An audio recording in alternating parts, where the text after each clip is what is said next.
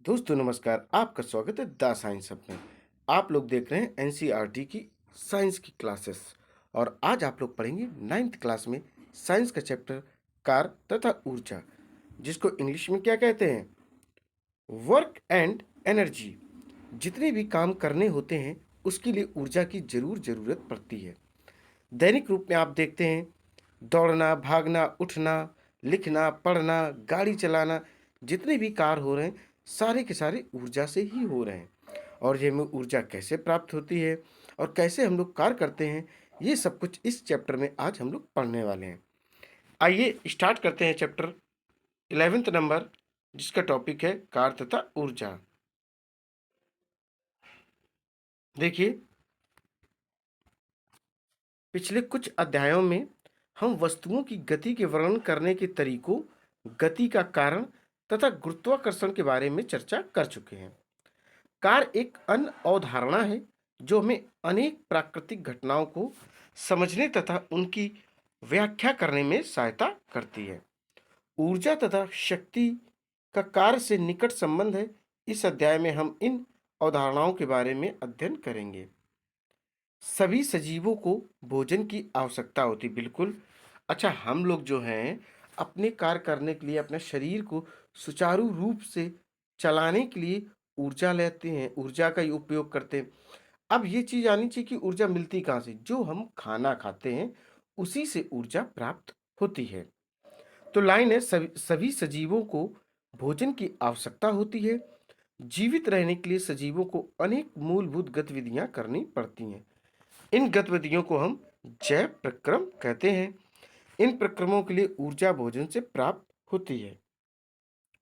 कुछ जैसे देखना चाहें क्या क्या करते हैं, जैसे खेलने के लिए, गाने के लिए, पढ़ने के लिए, लिखने के लिए, सोचने के लिए, कूदने के लिए, दौड़ने, साइकिल चलाने के लिए, सोने के लिए, सभी के लिए ऊर्जा की आवश्यकता होती है। कठिन क्रियाकलापों में अधिक ऊर्जा की आवश्यकता होती है। जंतु भी क्रियाकलापों में व्यस्त रहते हैं। उदाहरण के लिए वे कूद या दौड़ सकते हैं। उन्हें लड़ना पड़ता है, अपने शत्रुओं से दूर भागना पड़ता है। भोजन खोजना या आवास के लिए सुरक्षित स्थान खोजना पड़ता है। इसके अतिरिक्त कुछ जंतुओं को हम बोझा ढोने, गाड़ी खींचने या खेत जोतने के लिए उपयोग में लाते हैं। इन सभी क्रियाकलापों के लिए ऊर्जा की आवश्यकता होती है। मशीनों के लिए, मशीनों के बारे में सोचिए। उन मशीनों की सूची बनाई जिनका उपयोग आप करते हैं, जैसे व्हीकल्स वगैरह हो गए, सिलाई मशीन वगैरह हो गई, ठीक है। बहुत सारी होती जो चलती हैं। अब आपके दिमाग में आ रहा होगा ये चलती कैसे हैं। देखिए, कुछ इंजनों को पेट्रोल तथा डीजल की आवश्यकता क्यों होती, सजीवों तथा मशीनों को ऊर्जा की आवश्यकता क्यों होती है? क्योंकि वो कार्य कर सकें, गति कर सकें। देखिए, कार, अब पढ़ेंगे हम लोग कार, जिसको इंग्लिश में वर्क कहते हैं और प्योर लैंग्वेज में इसको काम कहते हैं। जो भी आप काम करते हैं अपने दैनिक जीवन में, वो सारे के सारे ऊर्जा पर निर्भर होते हैं। कार क्या है? हम अपने दैनिक जीवन में जिस रूप में कार शब्द का प्रयोग करते हैं, जिस रूप में हम इसे विज्ञान में उपयोग करते हैं, उनमें अंतर है। इस बात को स्पष्ट करने के लिए आइए कुछ एग्जाम्पल देखते हैं। बिल्कुल दोस्तों, देखेंगे।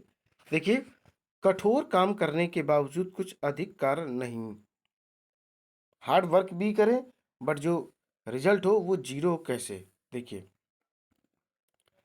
कमली परीक्षा की तैयारी कर रही है।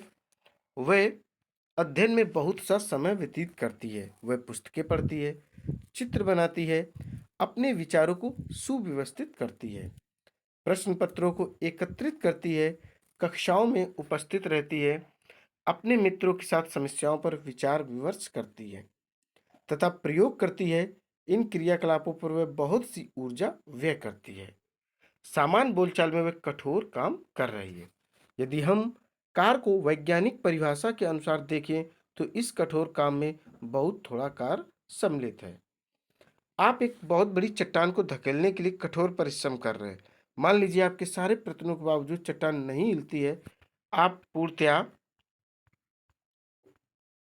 थक चुके हैं। क्या है? आप पूर्णतया थक चुके हैं, तथापि आपने चट्टान पर कोई कार्य नहीं किया।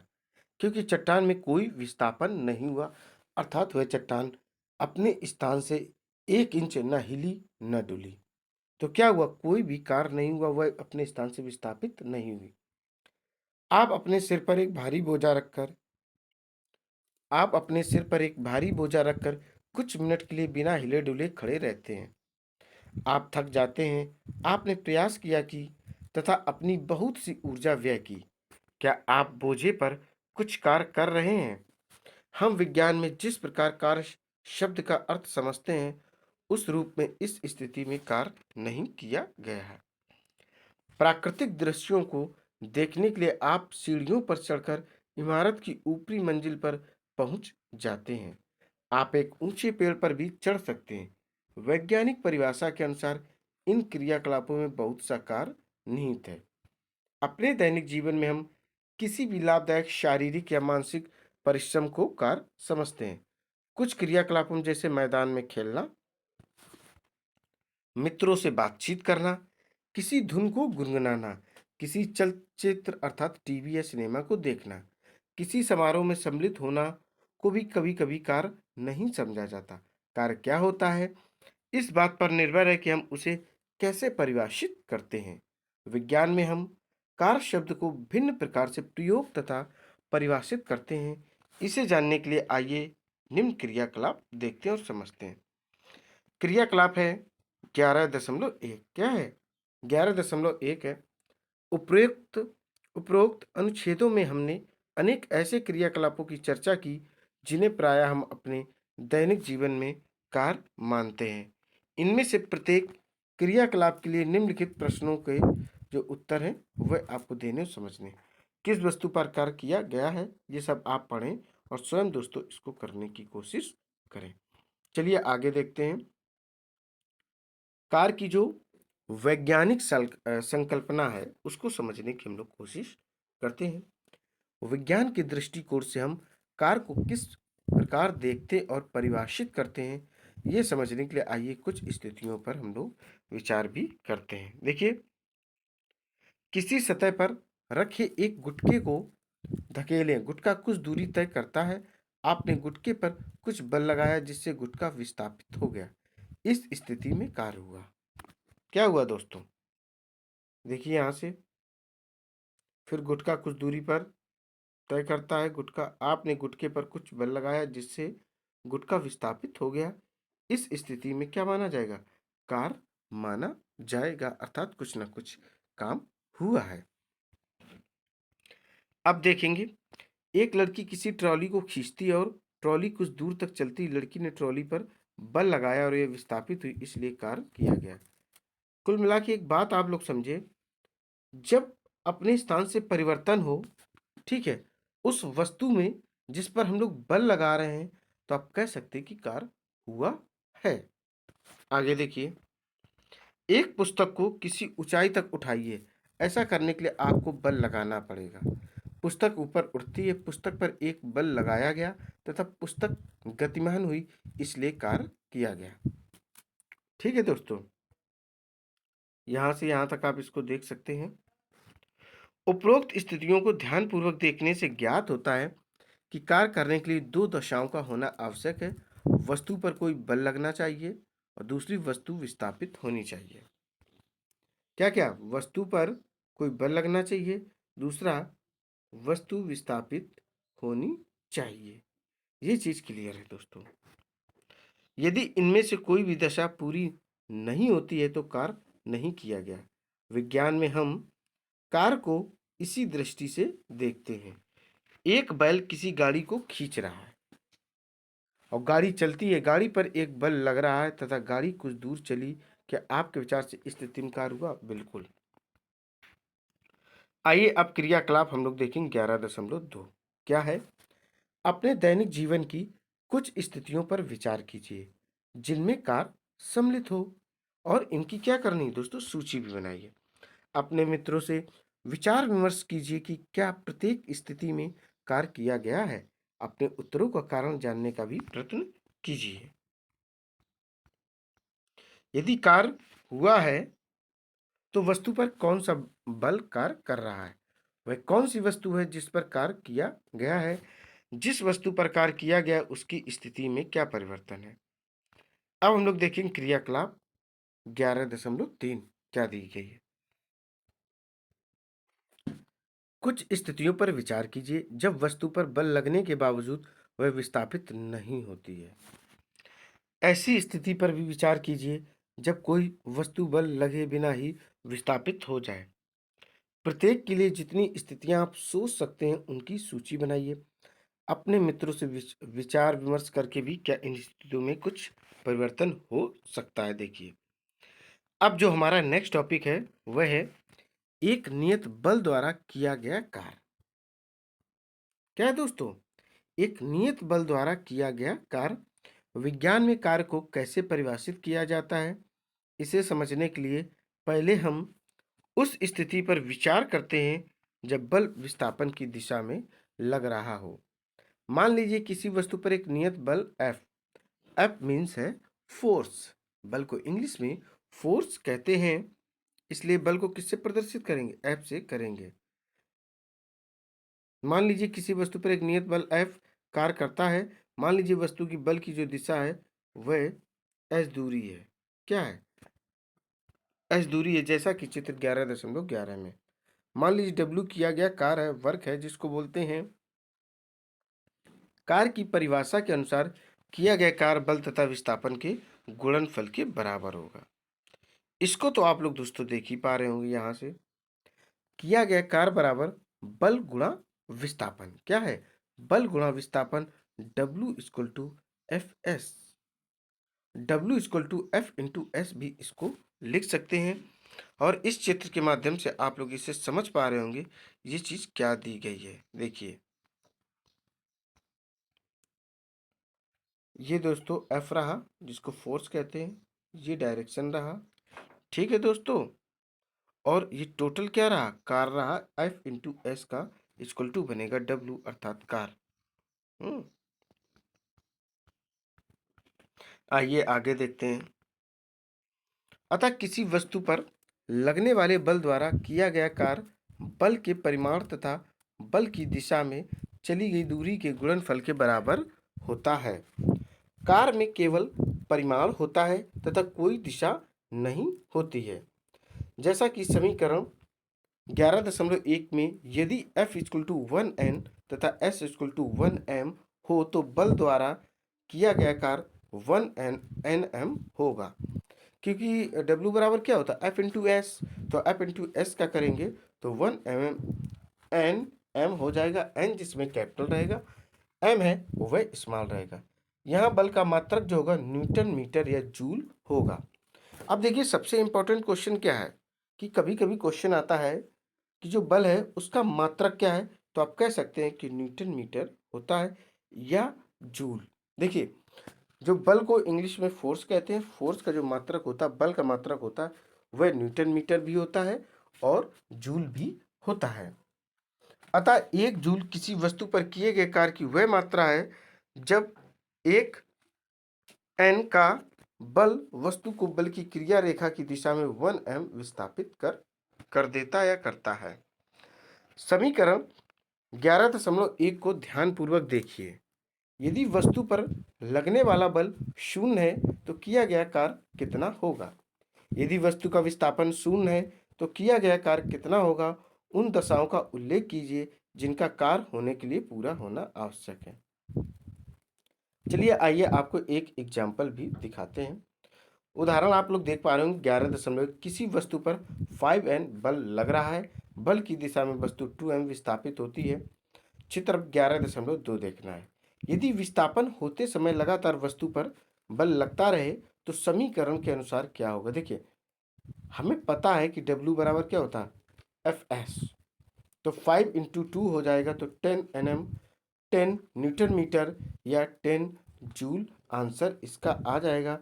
और दोस्तों, ये आप लोग चित्र देख पा रहे होंगे, ये चित्र रहा। आइए चलिए आगे देखते। कुछ क्वेश्चन दिए गए, इनको आप समझें और स्वयं करें। वेरी सिंपल है इसको। ठीक है, देखिए, अब एक अन्य स्थिति पर विचार करें जिसमें बल तथा विस्थापन एक ही दिशा में है। एक बच्चा किसी खिलौना कार को चित्र 11.4 में दर्शाए अनुसार धरती के समांतर खींच रहा है। बच्चे ने कार के विस्थापन की दिशा में बल लगाया। इस स्थिति में किया गया कार्य बल तथा विस्थापन के गुणनफल के बराबर होगा। इस प्रकार की स्थिति में बल द्वारा किया गया कार्य धनात्मक होगा। ये देखिए चित्र दिखा रहे हैं, देखिए बच्चा या बच्ची है, कार को खींच रही है। 11.4 दोस्तों ये चित्र रहा, देखिए इसको। ये अब एक स्थिति पर विचार करें जिसमें कि वस्तु समान वेग से किसी नियत दिशा में गति कर रही है और उस पर विपरीत दिशा में एक अवमंदक बल जिसको F आरोपित किया गया। मैंने पहले भी आपको दोस्तों बताया था, जो बल है उसको इंग्लिश में फोर्स कहते हैं और उसे प्रदर्शित डिनोट करने के लिए उसका जो सिंबल साइन है वह कैपिटल F होता है। अर्थात दोनों दिशाओं के बीच 180 अंश का कोण होता है। 180 अंश के कोण का मतलब होता है वह लाइन सीधी रेखा में होगी, तभी वह 180 अंश का कोण बनाएगी। माना कि वस्तु s दूरी के विस्थापन के पश्चात रुक जाती है।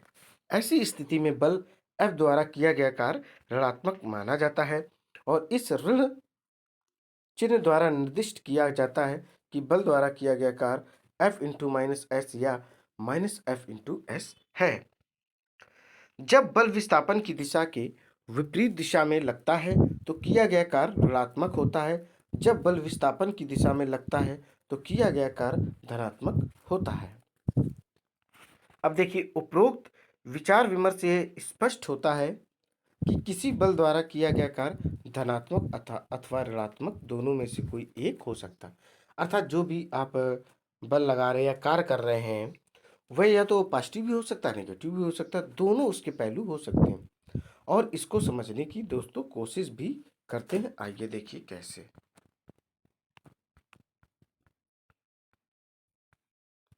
ये क्रियाकलाप हम लोग देखेंगे 11.4। क्या है? 11.4 है, किसी वस्तु को ऊपर उठाइए। आपके द्वारा वस्तु पर लगाए गए बल के द्वारा कार्य किया गया है। वस्तु ऊपर की ओर चलती है, आपके द्वारा लगाया गया बल विस्थापन की दिशा में है, तथापि वस्तु पर गुरुत्वीय बल भी कार्यरत है। इनमें से कौन सा बल धनात्मक कार्य कर रहा है, कौन सा बल ऋणात्मक कार्य कर रहा है? आइए कारण देखते हैं। अब एक छोटा सा एग्जाम्पल आप लोग समझ लो जरूर, बस 1 मिनट लगेगा। उदाहरण है 11.2। एक कुली 15 किलोग्राम का बोझ धरती से 1.5 मीटर ऊपर उठाकर अपने सिर पर रखता है। उसके द्वारा बोझे पर किए गए कार्य का परिकलन कीजिए। देखिए अब क्या होता है। देखिए द्रव्यमान कितना है, अर्थात मास जिसको वेट बोलोगे, वजन बोलोगे, 15 किलोग्राम। विस्थापन क्या है? 1.5 है।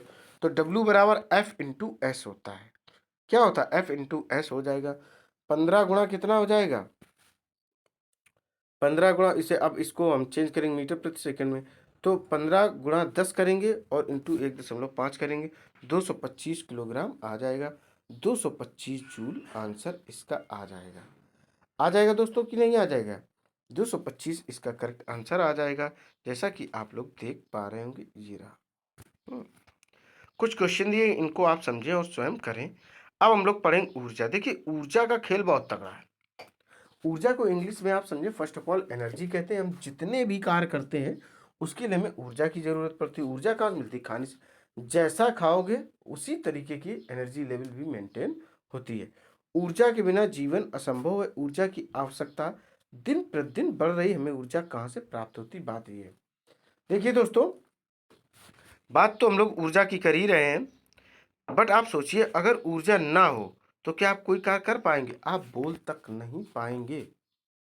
अगर शरीर में ताकत न हो तो क्या वार्तालाप की जा सकती? नहीं की जा सकती है। तो सूर्य हमारे लिए ऊर्जा का सबसे बड़ा प्राकृतिक स्रोत है। हमारे ऊर्जा के बहुत से स्रोत सूर्य से व्युत्पन्न होते हैं। हम परमाणुओं के नाभिकों से, पृथ्वी के आंतरिक भागों से तथा ज्वार भाटों से भी ऊर्जा प्राप्त कर सकते हैं। क्या आप ऊर्जा के अन्य स्रोतों के बारे में सोच सकते हैं? अब देखेंगे क्रियाकलाप 11.5। क्या देखना है? आइए इसको समझते हैं, इसमें क्या स्टोरी है। ऊर्जा के कुछ स्रोतों को ऊपर दिया गया है। ऊर्जा के अनेक अन्य स्रोत भी हैं और उनकी सूची बनाइए। छोटे समूह में विचार विमर्श कीजिए कि किस प्रकार ऊर्जा के कुछ स्रोत सूर्य के कारण हैं। क्या ऊर्जा के कुछ ऐसे स्रोत भी हैं जो सूर्य के कारण नहीं है।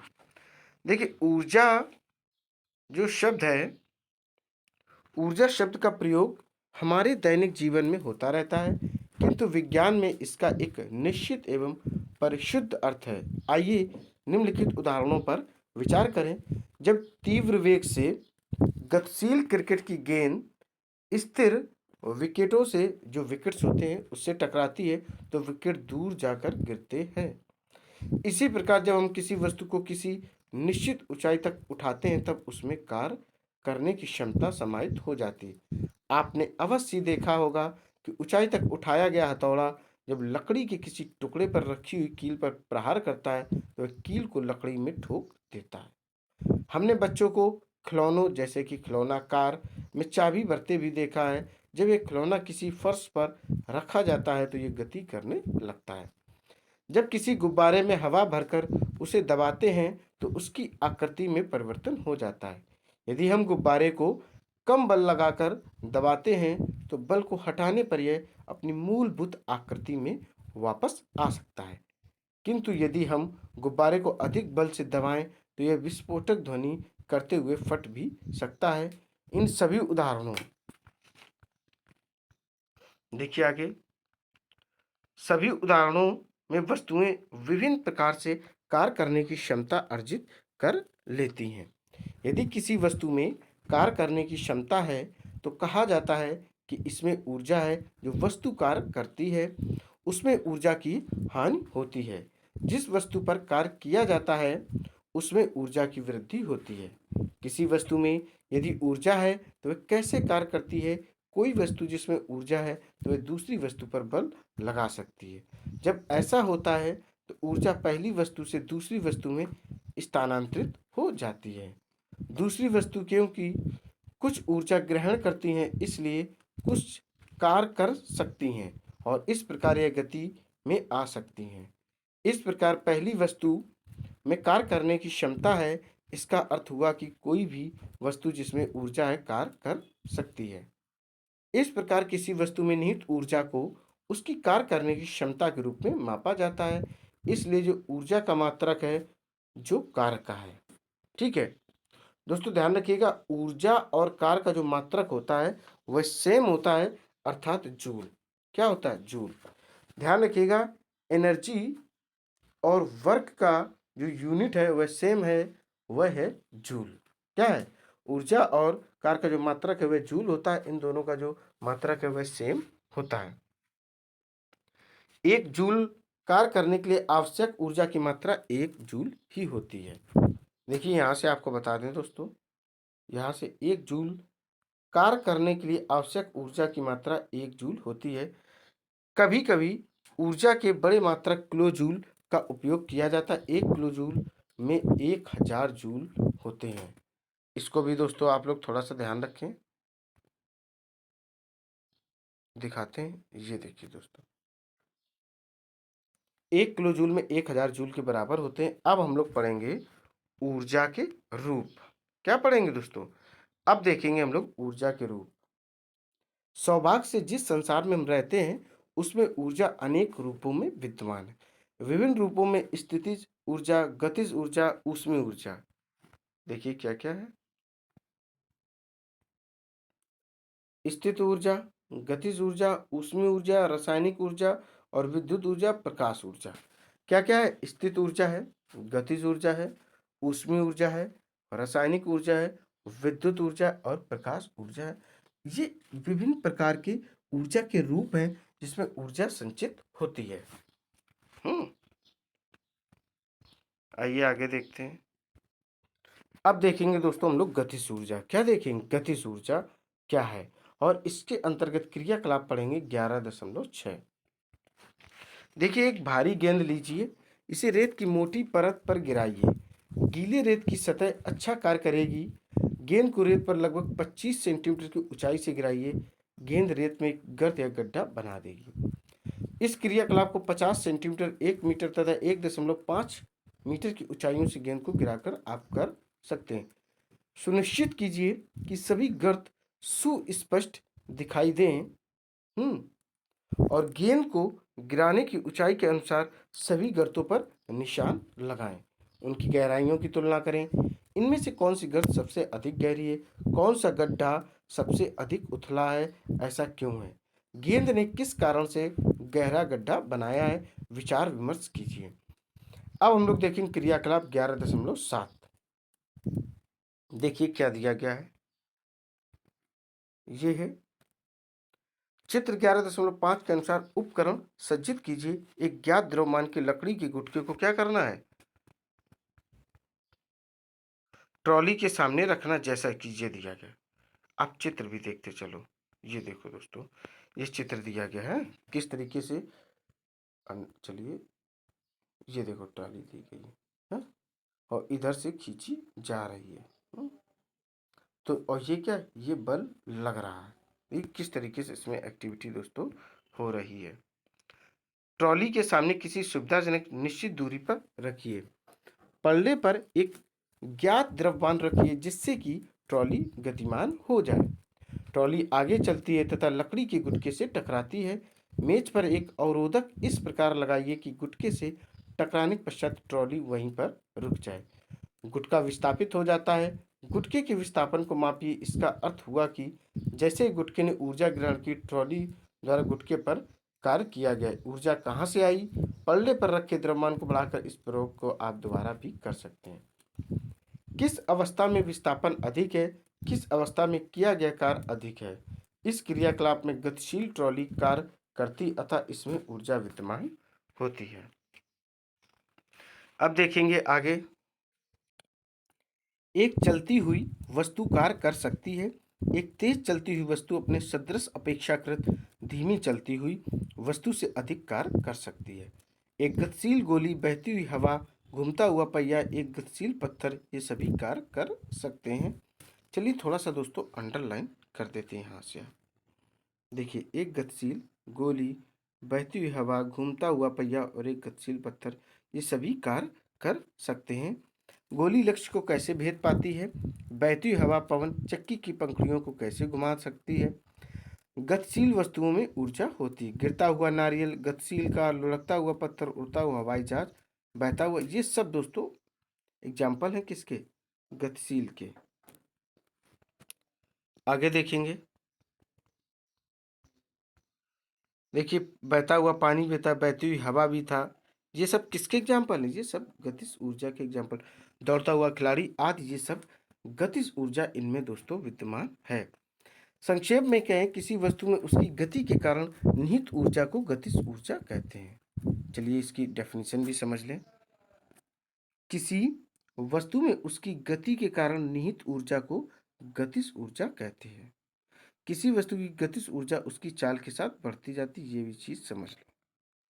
किसी गतिशील वस्तु में उसकी गति के कारण कितनी ऊर्जा निहित होती है, परिभाषा के अनुसार हम कह सकते हैं कि किसी निश्चित वेग से गतिशील वस्तु की गतिज ऊर्जा उस वस्तु पर इस वेग को प्राप्त करने के लिए किए गए कार्य के बराबर है। आइए अब किसी वस्तु की गतिज ऊर्जा को एक समीकरण के रूप में व्यक्त करें। मान लीजिए m द्रव्यमान की एक वस्तु एक समान वेग u से गतिशील करती है। क्या करती है, गतिशील है।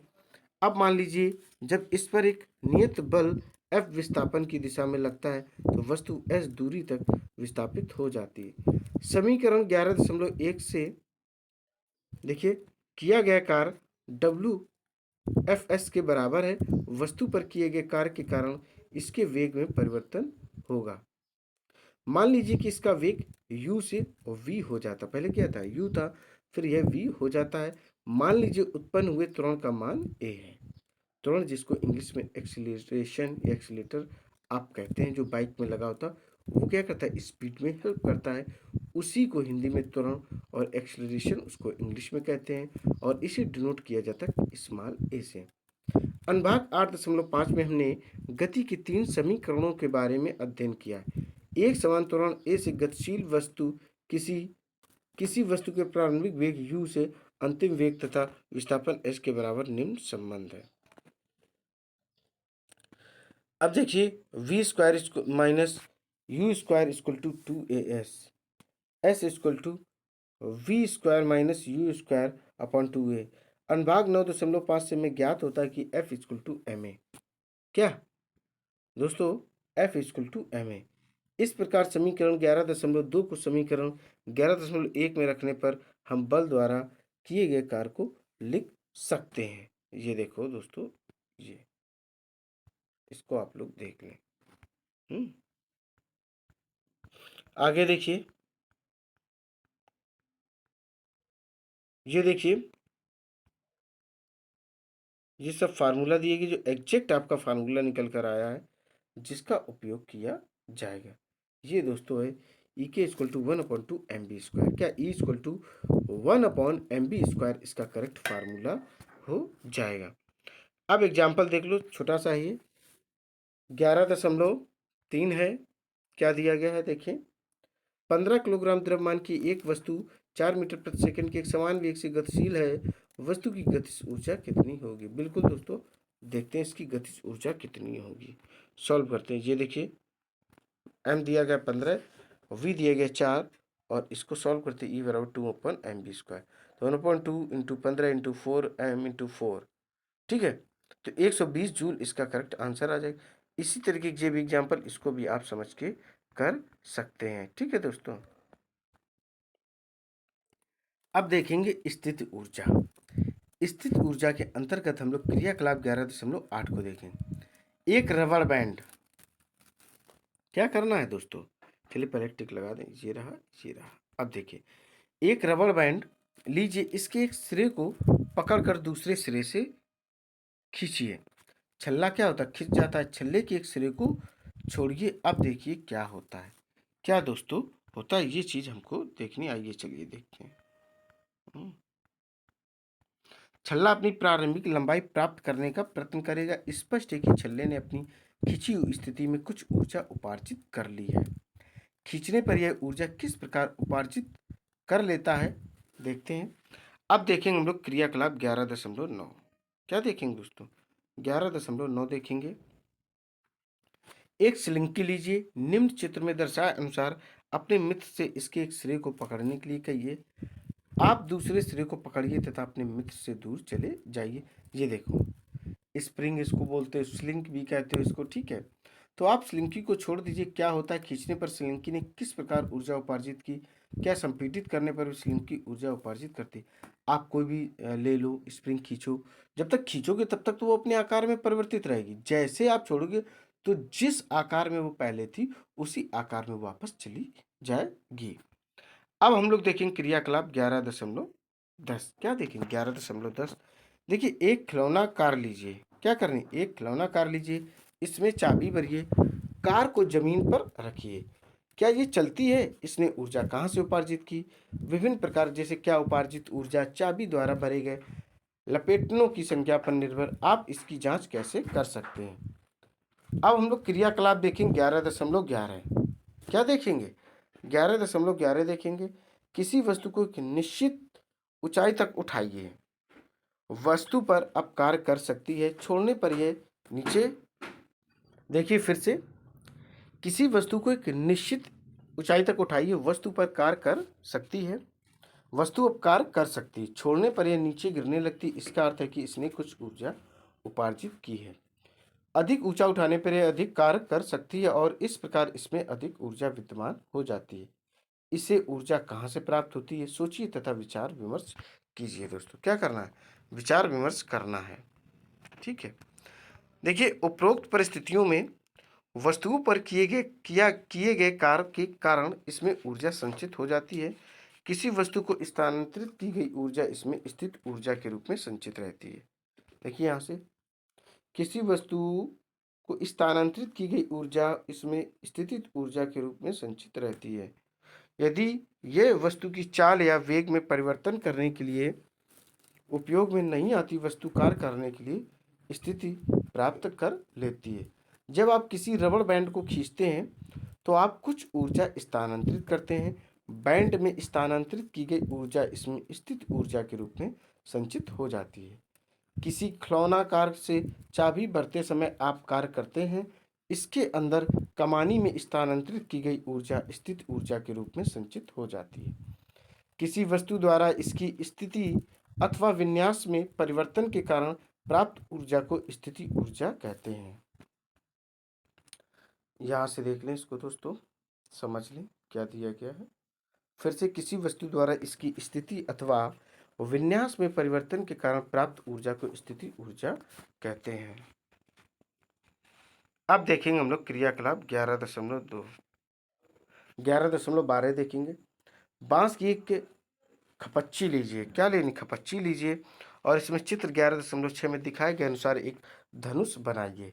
किसी हल्की डंडी का एक तीर बनाइए। तीर का एक सिरा धनुष की तानी डोरी पर रखिए। अब डोरी को खींचिए और तीर को मुक्त कीजिए। तीर को धनुष से दूर जाते हुए देखिए। धनुष की आकृति में परिवर्तन पर ध्यान दीजिए। धनुष की आकृति में परिवर्तन के कारण इसमें उसमें संचित स्थिति ऊर्जा तीर को गतिज ऊर्जा प्रदान करती, जिससे तीर गतिशील होकर दूर चली जाती। देखो पहले क्या थी? सेम स्थिति थी, जैसा कि चित्र में आप देख पा रहे होगे, कुछ चेंजमेंट नहीं था। फिर उन्होंने डोर खींची और छोड़ दी, तो स्थिति ऊर्जा से ये डायरेक्ट गतिज ऊर्जा में परिवर्तित हो गया। ठीक है, इसको आप लोग देख पा रहे होंगे। अब हम लोग देखेंगे किसी ऊंचाई पर वस्तु की स्थिति ऊर्जा। क्या है? किसी ऊंचाई पर वस्तु की स्थितिज ऊर्जा देखनी है। वस्तु को किसी ऊंचाई तक उठाने में उसकी ऊर्जा में वृद्धि होती है। इसका कारण है कि इसको ऊपर उठाने में इस पर गुरुत्व बल के विरुद्ध कार्य किया जाता है। इस प्रकार की वस्तु में विद्यमान ऊर्जा उसकी गुरुत्वीय स्थिति ऊर्जा है। क्या है? कैसी? देखिए यहाँ से दोस्तों दिखाते हैं आपको। जैसे गुरुत्व बल के विरुद्ध कार्य किया जाता है। इस प्रकार की वस्तु में विद्यमान ऊर्जा उसकी गुरुत्वीय ऊर्जा होती है। जैसे आप किसी चीज को ऊपर फेंकते हैं, वह कुछ एक निश्चित समय के बाद वह ऑटोमेटिक नीचे आ जाती। क्यों? आपने तो इधर से बल लगाया, बट एक बल और लगता है जिसको गुरुत्वीय बल या फ्रिक्शन या ग्रेविटी फोर्स भी सॉरी कहते हैं। फ्रिक्शन घर्षण होता है, तो गुरुत्वीय बल कहते हैं, ग्रेविटेशनल फोर्स भी इसको कहते हैं। उसके कारण ये वस्तु जमीन की ओर गिरती है। जितनी भी चीजें नीचे की ओर गिरती हैं, जिसकी वजह से आप चल पा रहे हैं, खड़े हो पा रहे हैं, अपने शरीर को संतुलित बना पा रहे हैं, सब ये गुरुत्वीय बल के ही एग्जाम्पल होते हैं। भूमि से ऊपर किसी बिंदु पर किसी वस्तु की गुरुत्वीय स्थितिज ऊर्जा को वस्तु को भूमि से उस बिंदु तक उठाने में गुरुत्वीय बल के विरुद्ध किए गए कार्य द्वारा परिभाषित करते हैं। किसी ऊंचाई पर किसी वस्तु के गुरुत्वीय स्थित ऊर्जा के व्यंजन को हमें ज्ञात करना है। ये देखो चित्र, इसको समझे। ये देखो 11.7 है।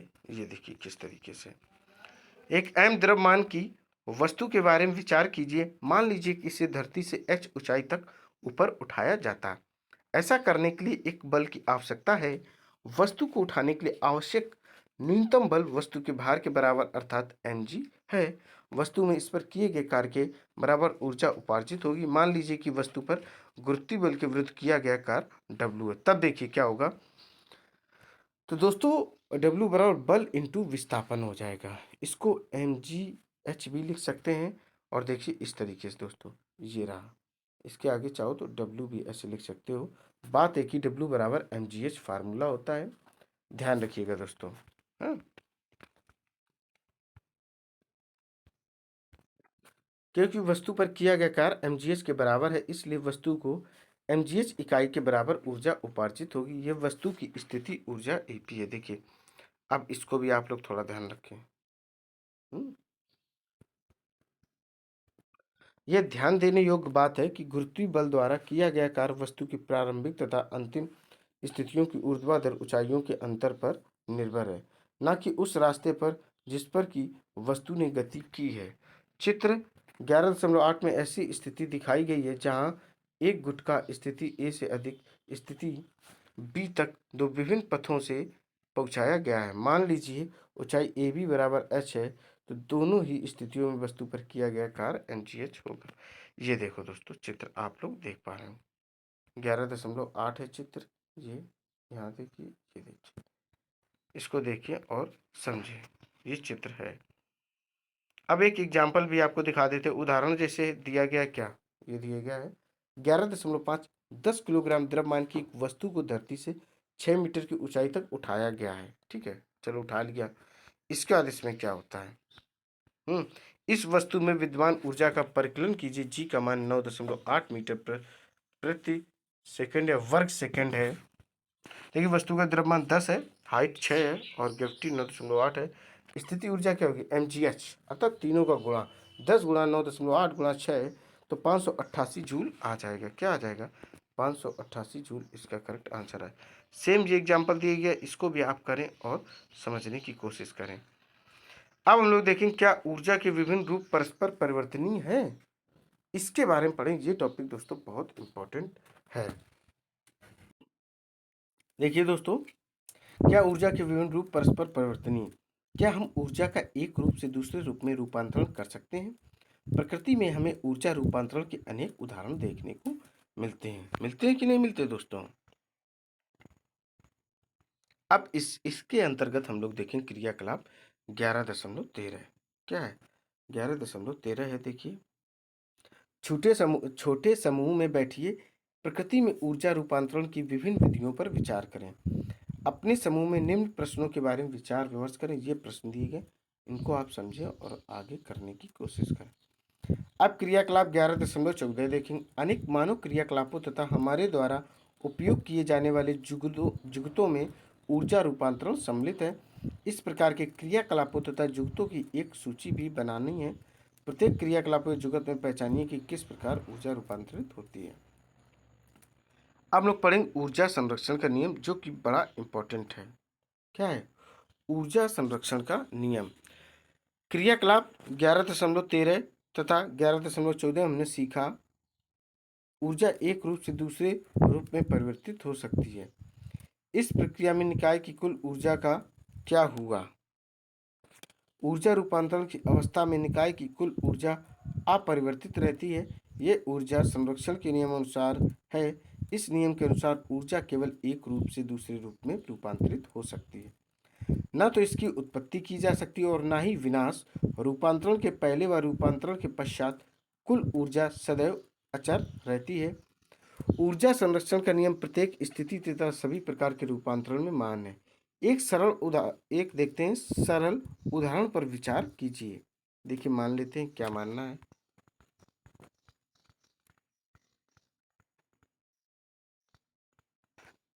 कि m द्रव्यमान की एक वस्तु h ऊंचाई से स्वतंत्रता पूर्वक गिराई जाती है। प्रारंभ में स्थिति ऊर्जा mgh है तथा गतिज ऊर्जा शून्य है। गतिज ऊर्जा शून्य क्यों है? ये शून्य है क्योंकि इसका प्रारंभिक वेग शून्य है, अर्थात जहाँ शुरुआत होती है वहाँ पर शून्य है। इस प्रकार वस्तु की कुल ऊर्जा mgh है। जब यह वस्तु गिरती है तो इसकी स्थिति ऊर्जा गतिज ऊर्जा में परिवर्तित होगी। यदि किसी दिए हुए क्षण पर वस्तु का वेग v है तो गतिज ऊर्जा 1/2 mv² होगी। वस्तु जैसे जैसे नीचे गिरती है इसकी स्थिति ऊर्जा कम होती जाती है तथा गतिज ऊर्जा बढ़ती जाती है। जब वस्तु धरती पर पहुंचने वाली होती है तो h = 0 अर्थात शून्य होगा तथा इस अवस्था में वस्तु का जो अंतिम वेग होगा v अधिकतम हो जाएगा। इसलिए अब गतिज ऊर्जा अधिकतम तथा स्थिति ऊर्जा न्यूनतम होगी। तथापि सभी बिंदुओं पर वस्तु की स्थिति ऊर्जा तथा गतिज ऊर्जा का जो योग है वह समान रहता है। अर्थात क्या कहेंगे? देखिए, यहां से आप स्थिति ऊर्जा प्लस गतिज ऊर्जा बराबर अचर। क्या है? स्थिति ऊर्जा प्लस गतिज ऊर्जा बराबर अचर। इसको mgh + 1/2 mv² भी लिख सकते हैं और इसे समझ सकते हैं। ऐसे भी दोस्तों mgh + 1/2 mv² = अचर। ठीक है दोस्तों, किसी वस्तु की गतिज ऊर्जा तथा स्थित ऊर्जा का योग उसकी कुल यांत्रिक ऊर्जा है। हम देखते हैं किसी पिंड के मुक्त रूप से गिरते समय इसके पथ में किसी बिंदु पर स्थित ऊर्जा में जितनी कमी होती है गतिज ऊर्जा में उतनी ही वृद्धि हो जाती है। यहाँ पिंड की गति पर वायु प्रतिरोध के प्रभाव आदि की उपेक्षा की गई है। इस प्रकार गुरुत्वीय स्थिति ऊर्जा का गतिज ऊर्जा में निरंतर रूपांतरण हो रहा है। अब देखना है क्रियाकलाप 11.15। देखिए क्या है क्रियाकलाप। 20 किलोग्राम द्रव्यमान का कोई पिंड 4 मीटर की ऊंचाई से मुक्त रूप से गिराया जाता है। निम्न सारणी के अनुसार प्रत्येक स्थिति में स्थित ऊर्जा तथा गतिज ऊर्जा की गणना करनी है। इसको दोस्तों गणना स्वयं करनी और आप लोगों को बताना है। ये टेबल दी गई, इसमें आपको भरना भी है, ठीक है, विचार करना है। अब देखना कार्य करने की दर, क्या पढ़ना है? कार्य करने की दर अब पढ़ना है। क्या हम सब एक ही दर से कार्य करते हैं? क्या मशीनें ऊर्जा का उपयोग तथा रूपांतरण समान दर से करती हैं? अभिकर्ता एजेंट जो ऊर्जा रूपांतरण करते हैं विभिन्न दरों से कार्य करते हैं। आइए इसे पता करते हैं। अब देख लो क्रियाकलाप 11.16, क्या देखना है? 11.16 देख लो। दो बच्चे, मान लीजिए ए तथा बी के बारे में विचार कीजिए। मान लीजिए दोनों का द्रव्यमान समान है, दोनों रस्से पर अलग अलग चढ़ना प्रारंभ करते हैं, दोनों 8 मीटर की ऊंचाई तक पहुंचते हैं। मान लीजिए कि इस कार्य को करने में ए 15s लेता तथा बी 20s लेता है। प्रत्येक बच्चे द्वारा किया गया कार्य कितना है? और किया गया कार्य समान है, तथापि ए ने कार्य करने के लिए बी की अपेक्षा कम समय लिया। किस बच्चे ने दिए हुए समय, मान लीजिए कि 1 सेकंड में अधिक कार्य किया? चलिए इसको देखते हैं, आगे समझते हैं। एक शक्तिशाली व्यक्ति किसी दिए हुए कार्य को अपेक्षाकृत कम समय में पूरा कर सकता है। अधिक शक्तिशाली वाहन कम शक्तिशाली वाहन की अपेक्षा हमें किसी यात्रा को कम समय में पूरी करा सकता है। हम मोटर बाइक तथा मोटर कार जैसी मशीनों की शक्ति के बारे में बात करते हैं। इन वाहनों के वर्गीकरण का आधार यह है कि ये कितनी तेजी से ऊर्जा परिवर्तन या कार्य करते हैं। शक्ति किए गए कार की गति को मापती, अर्थात कार कितनी शीघ्रता या देर से किया गया है। शक्ति की परिभाषा इस प्रकार है, कार्य करने के लिए दर या ऊर्जा रूपांतरण की दर को शक्ति कहते हैं। देखिए, यदि कोई अभिकर्ता टी समय में W कार्य करता है तो शक्ति का मान क्या होगा? शक्ति बराबर कार्य बटे समय। क्या हो जाएगा? ये चीज हो जाएगी दोस्तों, power equal to work upon time. शक्ति इक्वल टू कार्य बटे समय हो जाएगा। शक्ति का मात्रक वाट होता है। अब देखो दोस्तों, पावर की जो मात्रक होता है, पावर का, शक्ति का, वह वाट होता है। कार्य तथा ऊर्जा का क्या होता है? न्यूटन होता है। तथा इसका प्रतीक डब्ल्यू होता है। क्या होता है? डब्ल्यू होता है। यह मात्रक जेम्स वॉट द्वारा स्टार्ट किया गया था। 1736 से 1819 उनकी लाइफ टाइमिंग रही। एक वाट उस अभिकर्ता एजेंट की शक्ति है जो 1 सेकंड में 1 जूल कार्य करता है। हम यह भी कह सकते हैं कि यदि ऊर्जा के उपयोग की दर 1 जूल प्रति सेकंड हो तो शक्ति 1 डब्ल्यू हो जाएगी, अर्थात क्या हो जाएगी? 1 वाट हो जाएगी। देखिए दोस्तों, इसको देख पा रहे हो। अब 1 किलो वाट में देख लो, 1000 वाट। 1 किलो वाट में 1000 वाट है, 1000 जूल भी हो सकते हैं। किसी अभिकर्ता की शक्ति समय के साथ बदल सकती है। इसका अर्थ है कि अभिकर्ता विभिन्न समय अंतरालों में विभिन्न दरों से कार्य कर सकता है। इसलिए औसत शक्ति की अवधारणा लाभप्रद है। औसत शक्ति को हम कुल उपयोग की गई ऊर्जा को कुल लिए गए ऊर्जा से विभाजित कर प्राप्त कर सकते हैं। अब हम लोग देखेंगे ऊर्जा का व्यावसायिक मात्रक। क्या देखना है? व्यावसायिक मात्रक देखना। जूल ऊर्जा का बहुत छोटा मात्रक है, अतः यह ऊर्जा की बड़ी राशियों को व्यक्त करने के लिए असुविधाजनक है। इसलिए हम ऊर्जा के एक बड़ा मात्रक उपयोग में लाते हैं, जिसे किलोवाट घंटा कहते हैं। क्या कहते हैं? जिसे किलोवाट घंटा कहते हैं। जैसा अपने घर पर मीटर भी लगा होता है, 1 किलोवाट का या 2 किलोवाट का भी लगा होता है, इस तरीके से वही है। 1 किलोवाट घंटा से तात्पर्य, मान लीजिए हमारे पास एक मशीन जो 1 सेकंड में 1000 जूल उपयोग में लाती है। यदि इस मशीन को लगातार 1 घंटे तक उपयोग में लाए तो ये 1 किलोवाट घंटा क्या करेगी? 1 किलोवाट घंटा ऊर्जा व्यय करेगी। इस प्रकार 1 किलोवाट घंटा ऊर्जा की वह मात्रा है जो 1 किलोवाट के किसी स्रोत को 1 घंटे तक उपयोग करने में व्यय होगी। 1 किलोवाट घंटा बराबर, देखिए 1000 वाट इंटू 3600 सेकेंड। तो देखिए किस तरीके से 1 किलोवाट की वैल्यू आती है दोस्तों, आपको दिखाते हैं हम। ये देखिए, जहाँ से 1 किलोवाट घंटा बराबर 3.6 इंटू 10⁻6 जूल।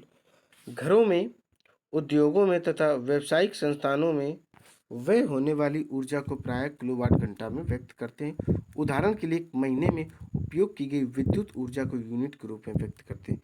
यहाँ 1 यूनिट का अर्थ है 1 किलोवाट घंटा। क्या है? ध्यान रखिएगा, आप अपने घर में 1 यूनिट का उपयोग करते हो, मान लो एक दिन में 2 यूनिट का करते हो तो 1 किलोवाट घंटा, 1 यूनिट का अर्थ होता है 1 किलोवाट घंटा।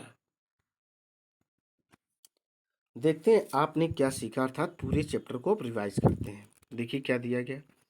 किसी पिंड पिंड पर किया गया कार्य उस पर लगाए गए बल के परिमाण व बल की दिशा में उसके द्वारा तय की गई दूरी के गुणनफल से परिभाषित होता है। कार्य का मात्रक जूल है, अर्थात 1 जूल बराबर 1 न्यूटन इंटू 1 मीटर होता है। किसी पिंड का विस्थापन शून्य है तो बल द्वारा उस पिंड पर किया गया कार्य शून्य होगा। यदि किसी वस्तु में कार्य करने की क्षमता हो तो यह कहा जाता है कि उसमें ऊर्जा है। ऊर्जा का मात्रक वही है जो कार्य का होता है। किसी गतिमान पिंड में उसकी गति के कारण ऊर्जा को गतिज ऊर्जा कहते हैं। v वेग से गतिशील किसी m द्रव्यमान की वस्तु की गतिज ऊर्जा 1/2 mv² के बराबर होगी। वस्तु द्वारा उसकी स्थिति अथवा आकृति में परिवर्तन के कारण प्राप्त ऊर्जा को स्थिति ऊर्जा कहते हैं। पृथ्वी के तल से h ऊंचाई तक उठाई गई किसी m द्रव्यमान की वस्तु की गुरुत्वीय स्थिति ऊर्जा mgh होती है। अब देखेंगे ऊर्जा संरक्षण नियम के अनुसार ऊर्जा का केवल एक रूप से दूसरे रूप में रूपांतरण हो सकता है। इसकी न तो उत्पत्ति की जा सकती और न ही इसे विनाश किया जा सकता। रूपांतरण के पहले व रूपांतरण के पश्चात कुल ऊर्जा सदैव अचर रहती है। प्रकृति में ऊर्जा विभिन्न रूपों में विद्यमान रहती है, जैसे गतिज ऊर्जा, स्थिति ऊर्जा, ऊष्मीय ऊर्जा, रासायनिक ऊर्जा आदि। किसी वस्तु की गतिज तथा स्थितिज ऊर्जाओं के योग को उसके कुल यांत्रिक ऊर्जा कहते हैं। कार्य करने की दर को शक्ति कहते हैं। शक्ति का ऐसा ही मात्रक वाट होता है और 1 वाट इक्वल टू 1 जूल भी होता है। 1 किलोवाट के दर से 1 घंटे में व्यय हुई ऊर्जा 1 किलोवाट घंटा के बराबर होती है। दोस्तों ये चैप्टर यहीं पर कंप्लीट होता। उम्मीद है चैप्टर आपको बेहद पसंद आया होगा। यह चैप्टर इंपॉर्टेंट है यूपीएससी के लिए, पीसीएस किसी भी स्टेट का हो, पीएचटी टीएसटी के लिए, सुपर टेट के लिए, रेलवे ग्रुप डी के लिए, एनटीपीसी मेंस के लिए, इवन जितने भी एग्जाम्स होते सभी के लिए दोस्तों इंपॉर्टेंट होते। इसी तरीके 12 तक आपको लगातार क्लासें मिलने वाली हैं। आपको करना क्या है, इस क्लास को अधिक से अधिक लाइक करना, शेयर करना और मेरे चैनल को सब्सक्राइब करना दोस्तों। जय हिंद, जय भारत।